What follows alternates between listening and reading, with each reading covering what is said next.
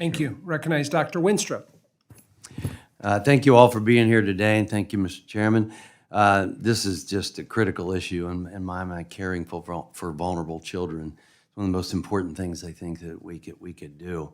And I appreciate all what each and every one of you do, especially supporting children before they may enter the foster care system, or maybe preventing them from even needing to go into foster care because of improvements that can be made in their lives. And I think that intervening early in a child's life and intervening early in a family with a very young child is extremely important. I've been involved for years with a program in Cincinnati called Boys Hope, Girls Hope. And the earlier you have these kids enter the program, usually the better the results. And these are situations where parents decide that we don't have the right environment for our child in our home. And maybe it's a single parent, but maybe it's a mother and a father in the home. And it could be for a lot of reasons, drugs, domestic violence. But they want the best for their child, so they enter in this program, they live at this home, they have mentors, they're safe, they're fed, they go to good schools. And the parents are not separated. They're still part of this whole process. And so there's a variety of ways that we can do this, but I think the younger the child is in that safe environment, the better off things can be. There was a young man, a lot of these kids, they come into the program kicking and screaming, but he went to my high school, St. Xavier High School, his senior year. He never played football. Coach says, come out for football. He starts at defensive end. He makes first team All-State. They win the state. He's going to any college he wants. He plays for Louisville. He goes to the NFL, wins 2 Super Bowl rings, coaches then at the University of Cincinnati. Now he's a defensive coach for the New York Jets. That opportunity would never have happened if he didn't have this opportunity and he wasn't separated from his family. When he was 17 years old, he stood up at an event, a fundraiser for the program, and he said, I do the announcements at school every day, and let me finish by what I say every day. Do your homework, say your prayers at night, tell your parents you love them. There's lots of ways we can do these wonderful things, and I just appreciate hearing from all of you today.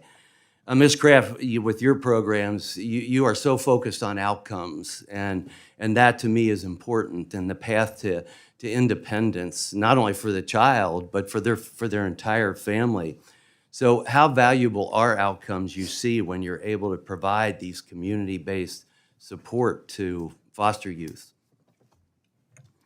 Thank you, Member Wenstrup. The foster youth that we work with, starting from those who are very young, whether they're in foster care, kinship care, or their family is under the care of Child Protective Services, we provide a continuum of programs and supports. When children get to be between the ages of 12 and 17, they are provided with a therapeutic mentor. We call this person a special mentor who helps them with a variety of supports. Their academics, their social supports, their, any mediation that they need in school, they advocate for them.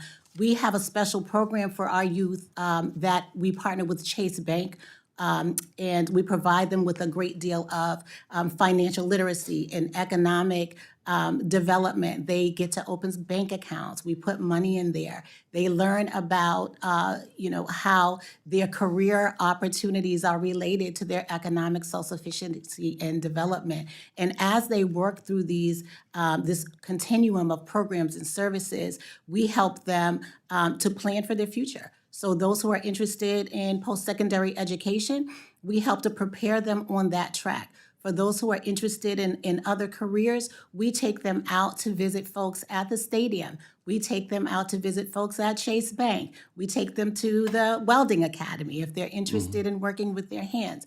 We have mentors from many different professional backgrounds that work with our kids, and each of them have an action plan that they set for themselves, and we provide programs and services to make sure that they're able to transition successfully into adulthood, and we stay with them as long as they need us. So it is voluntary. I think that's huge because early on they're getting a vision of opportunity in their lives, and it's a great motivator.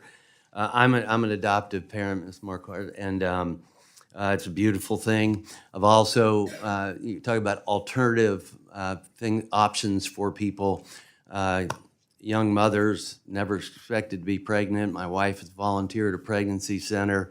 And, so we see young mothers who go on, have their child put up for adoption, just not in a position to be a mother at that time. There's no father.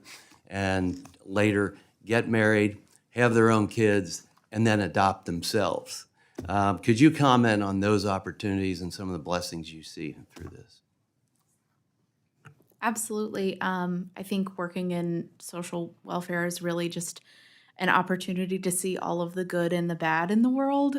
You really kind of see the best of both worlds, and some fabulous things that I've seen is foster parents or kinship or adoptive families that have really come back and have helped support other adoptive families in doing sort of like support groups.